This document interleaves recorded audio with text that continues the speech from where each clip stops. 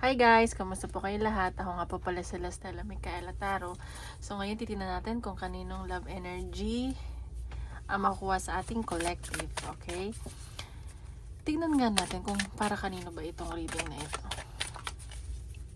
Guys, paalala lang ha. Hindi lahat makaka-resonate. So take what resonate and leave what doesn't.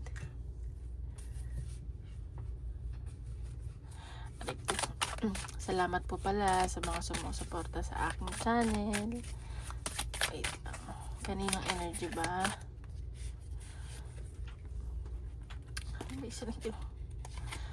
Okay, ayan. Sa mga ano ba to? Nasa situationship.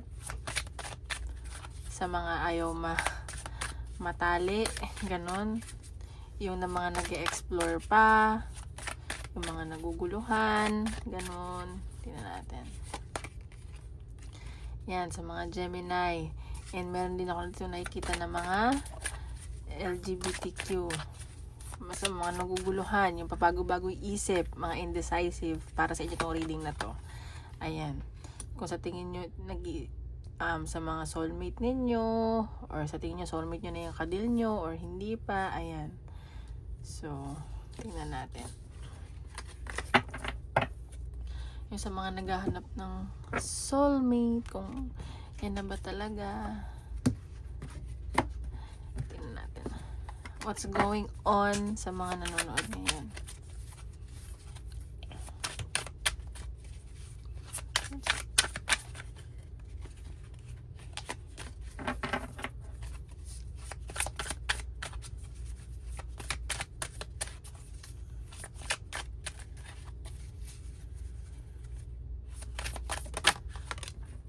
Haunted.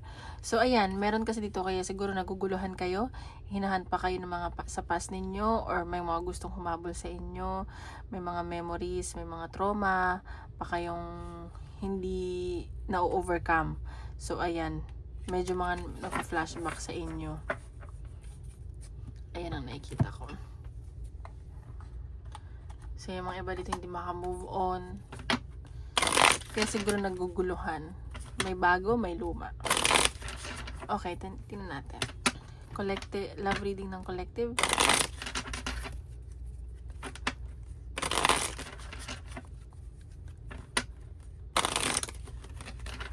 Oopsie.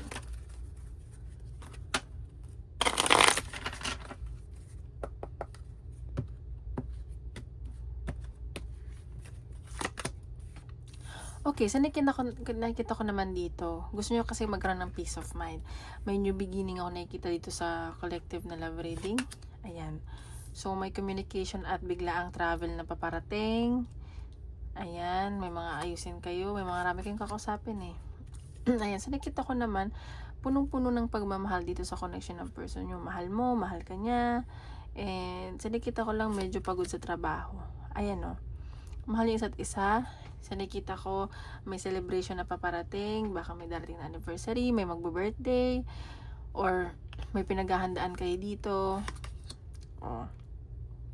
Okay, so may malaking perang involved kayo ng person mo, lalabas kayo ng malaking pera, at sa nakikita ko, may malaking pera din na paparating sa inyo. Ayan, sa matutuwa kayo, may celebration, may mga delays lang, pero ayan.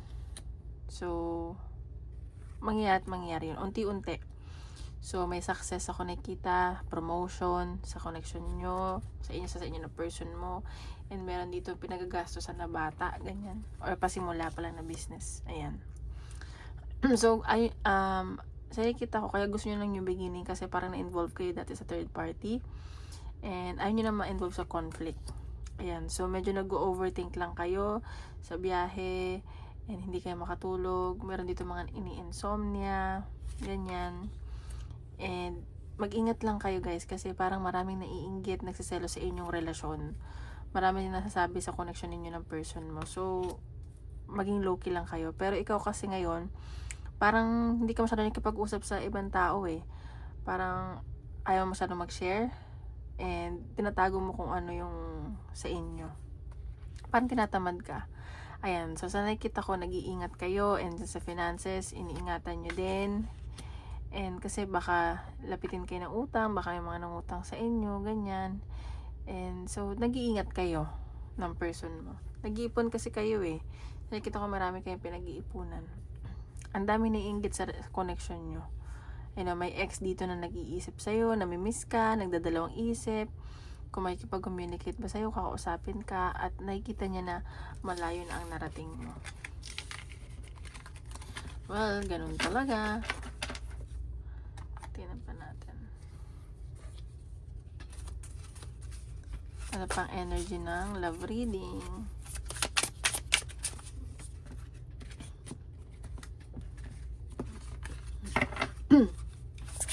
Energy ng love reading. Ano pang papasala?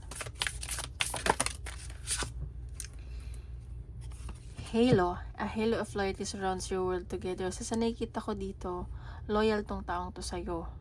And sa nakikita ko, gusto mo rin na maging loyal. Medyo ang dami lang bumabagabag sa isip mo, sa damdamin mo. Siguro yung pressure sa paligid, ganyan. And sa nakikita ko, kahit na pinag-uusapan yung relasyon nyo, divinely guided yung connection nyo. Kaya huwag ka mag-alala kung maraming tao na nagwi-wish ng hindi maganda sa inyo. Huwag kayong mag-alala kasi andyan si universe sa inyo. Huwag nyo na lang patulan, huwag nyo pansinin, huwag kayong magre-react. Kasi alam mo yung pag maraming inggit, alam nyo na, ang daming sasabihin, ganun. So, tingnan natin. Ano ba ang nafe-feel sa'yo ng person mo?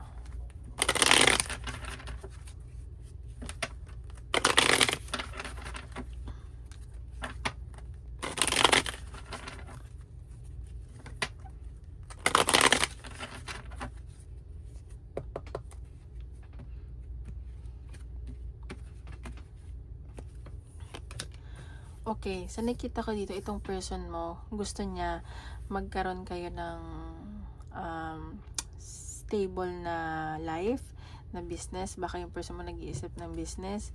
Pinag-aaralan niya din yung connection nyo, yung future nyo. Ang dami niyang pangarap para sa inyo. Ang dami niyang ideas na gustong i-share sa'yo. And sa nakita ko, gusto talaga niya magkaroon ng new beginning sa inyo. Ang dami niyang gustong gawin. Ayan no, mahal na mahal ka talaga nito. At nafe-feel niya na mahal mo siya.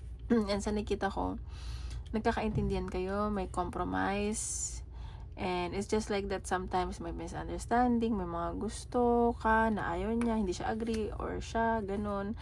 Kaya siguro nakikita ko dito nakikita ka niya na parang hesitant pa sa connection nyo. Pero nandun yung love, di ba?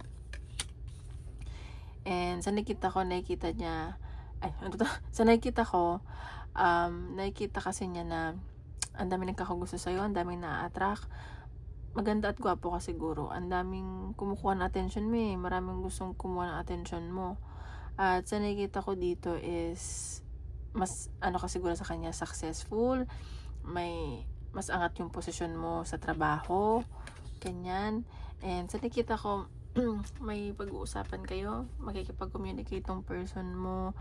At tuloy-tuloy yung maayos na communication nyo. And kakausapin niya na siguro maglaylo ka muna sa mga kasama mo. Or sa mga, kasi parang marami nagkakagusto sa'yo eh. And may pag-travel ako nakikita sa inyo. Ayan o. So gusto niya mag-travel kayo around the world. And nakikita ka niya kasi din sa manaas. Parang isip bata, parang super jolly, ganun. Ayaw niya masyado na nakikipagsama ka sa iba or nakikipaghalupido masyado, ganun. Ayan, so itong person mo, binabalanse kasi nito yung finances niya. Alam mo yun, ang dami niyang ginagastusan and kailangan niya ng understanding mo. Ayan, so itong taong to, nag-overthink sa'yo, sa connection nyo. And sa nakikita ko, hindi din ito makatulog. Palagi ka nitong iniisip. Ayan, see? Gusto talaga niya maging stable for you. So, kaya siguro nag-hesitant, hindi okay yung, hindi naman hindi okay, parang, ang dami pa kasi niya responsibilidad, maybe sa family niya, parents niya, kapatid, sibling, ayan. So, meron pa siyang pinagagastosan. Kaya siguro yun. Ayan no, kakasabi ko lang. So, hindi okay yung finances nitong person mo. So, kaya siguro nahihiya to sa'yo. Ayan. Pero, sinasabi dito, chine-cheer up mo siya. Kaya, nabubuhayan siya. alam mo yun, nai-inspire siya, ini-inspire mo siya, na kahit ganun lang siya, okay lang sa'yo, which is good. So, gagawa to ng action para maging more successful sa buhay, mabigay lahat ng gusto mo. And sa nakita ko, nandun talaga yung pagiging passionate niya sa'yo, sa connection nyo. Ayan no, super happy nitong taong to. And gusto ko na ito ng pakasalan. And sobrang patient nitong taong to. As in, stable. Ganun. Siguro earth sign yung kadil mo. Ganyan. Or air sign, mga balanse. Tingnan natin. Ano ang nafe-feel mo sa person mo?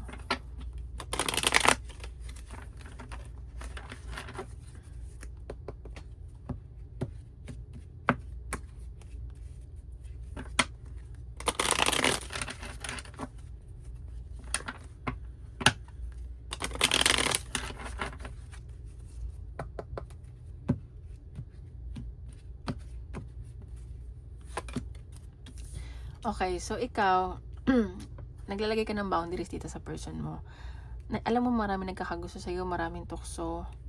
Pero gusto mo kasi mapag-isa eh. Alam mo yun, alam mo sa sarili mo na maganda ka, gwapo ka. Pero binabalanse mo ang sitwasyon ninyo ng person mo. Ayaw mo kasi magbulag-bulagan. Gusto mo makita yung totoo sa connection nyo. Ayan, so nakikita mo siya, asam mo na, sabi ko nga, mapasensyoso. And nakita ko, observant tong taong to. At nakikita mo yan. And sa nakita ko, ikaw kasi parang ma-party girl, mabarkada, siya hindi.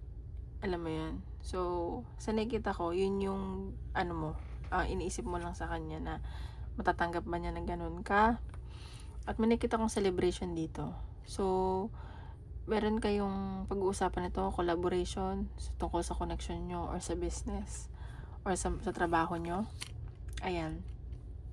Siguro,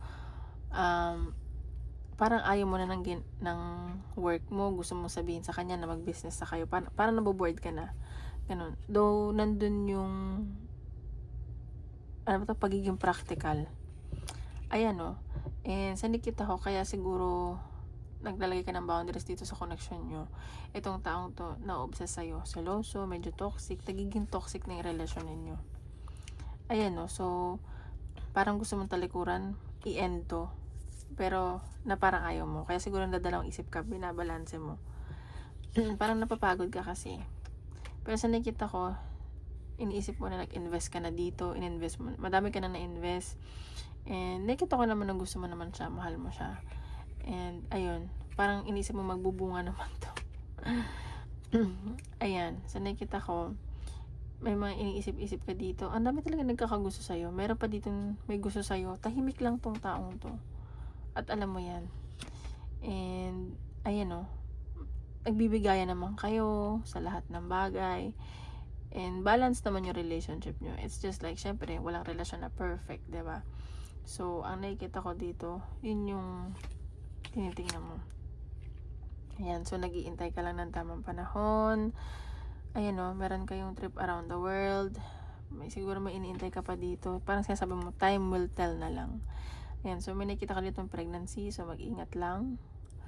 Ayan, so, pero sa nakita ko magiging okay naman. If meron dito iba na buntis, aalagaan ka naman ito. And magiging successful naman kayo. Ayan o, lakasan mo lang yung loob mo. Okay, so tingnan natin. Ano ang blockages ng connection nyo?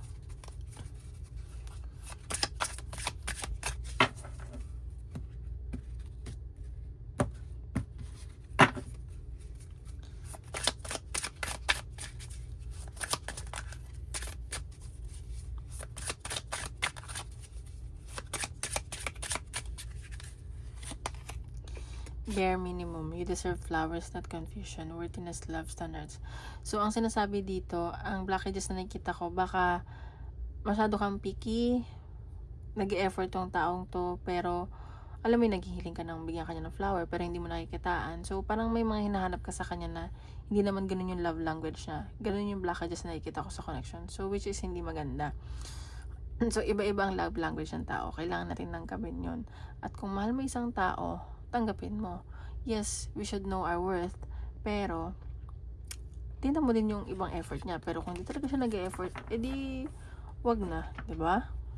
Ano na lang yun. Tingnan pa natin. Ano pa ang energy nitong connection.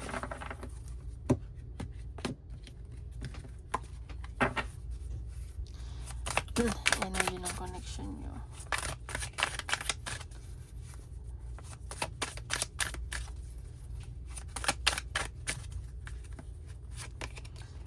The blues, scared, heavy emotion, mental distress. So, sa nakikita ko dito, ikaw kasi nag-overthink, ayun o, parang you feeling blue, parang may kinakatakutan ka rito sa connection nyo. Alam mo yun? Parang meron ditong trigger warning na anxiety, gano'n. In-overthink mo masyado, kaya siguro naguguluhan ka. So, tingnan natin, ano ba ang outcome nito? Saan papunta tong connection na to? Ano bang outcome yung gagawin niya? Ganon, tingnan natin. Ano outcome nitong connection nyo?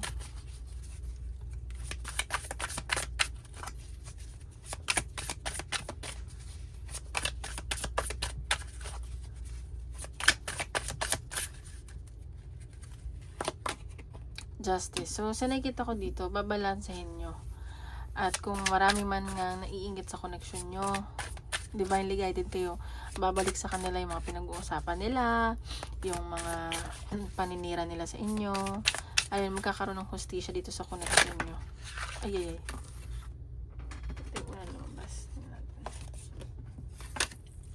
Ayan o, 6 of Cups. So meron ako dito nakikita na parang may pag-uusapan kayo about the past, may i-reminisce kayo, may kailangan kayong balikan, ganun. And baka may mga tao dito from the past na yun yung makakatulong dito sa connection nyo. Tingnan natin.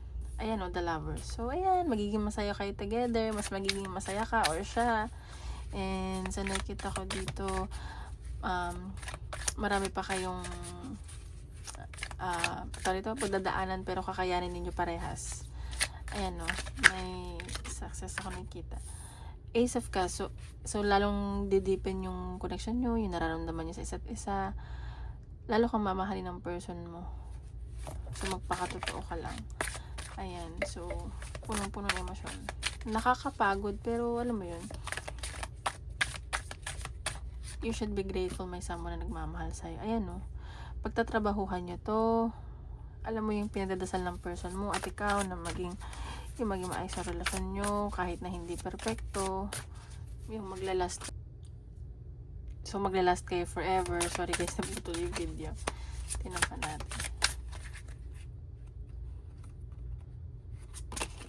Ayan o, Ace of Pentacles. So alam mo kung magbi-business kayo ng person mo, magiging successful kayo, magiging kahit, alam mo yung magiging yaman kayo pero marami kayong tutulungan, ganyan. And may nakita ko long-term commitment.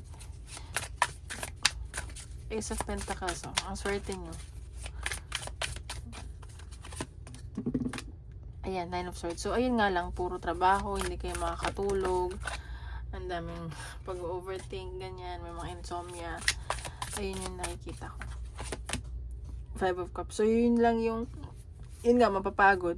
Yun lang yung panghihinayangan ninyo.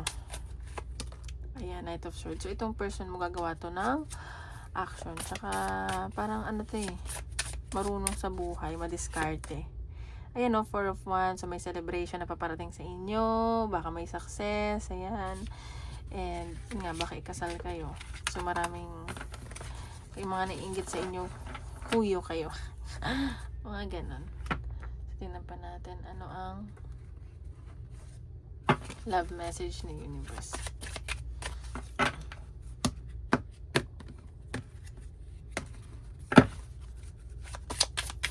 Nung love message sa inyo ng universe, connection nyo. Be honest. Heart-to-heart conversation are necessary. It is safe for you to talk about your feelings. So, ayan, maging honest lang kayo ng person mo sa isa't isa, sa nararamdaman nyo, makipag-communicate kayo, sabihin nyo kung ano ba yung nafe-feel nyo, sa tingin nyo sa isang bagay, para alam nyo at alam niya. Ayan. So, sa lahat naman na relasyon, kailangan maging honest talaga kayo, diba? Tingnan natin, ano ang message sa'yo. Ay. Ano ang love message sa'yo ng person mo. Ano ang message sa'yo ng person mo.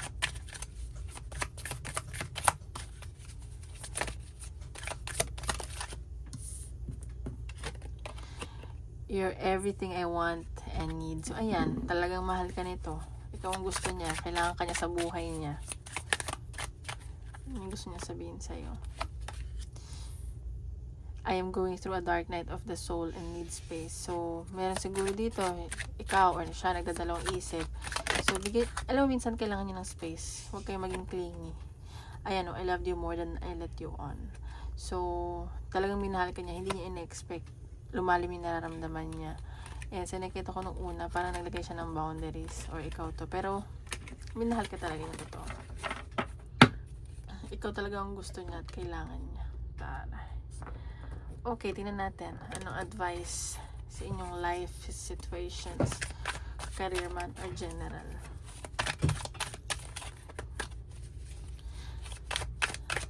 Life advice.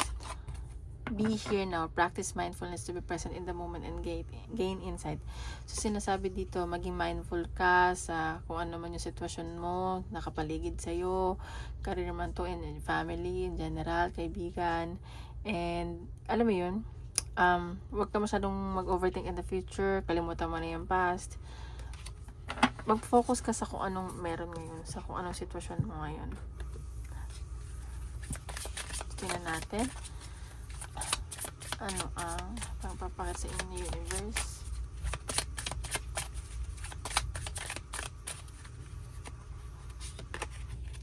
Done is better than perfect. So, sinasabi dito, kung may gagawin man kayo sa lahat, sa career, sa business, sa life, sa love life, sa family, do it now. Huwag na kayong mag-antay. Don't wait till it's perfect. Alam mo yun, baka may gusto kayong gawin, kinakatakot nyo, nag-overthink kayo. Alam mo yun, do your best. Huwag nyong isipin na kailangan ganito. Kasi universe or God will do the rest. Ganun lang yun. Put everything with love. Ilagay nyo yung puso nyo sa ginagawa ninyo. Huwag kayo magtanim ng galit, ganyan. Okay. Life advice. Lucky number. Spiritual awakening 77. You're on the right path. You're spiritually evolving and aligning with your higher purpose. So, ayan, baka nagkakaroon kayo ng spiritual awakening and, ayan, nasa right path daw kayo. So, huwag na kayo mag-overthink dyan and ina-align lang ni Lord at ni Universe ang purpose niyo dito sa mundo. So, ayun lang guys. Maraming salamat po. Tomorrow ulit.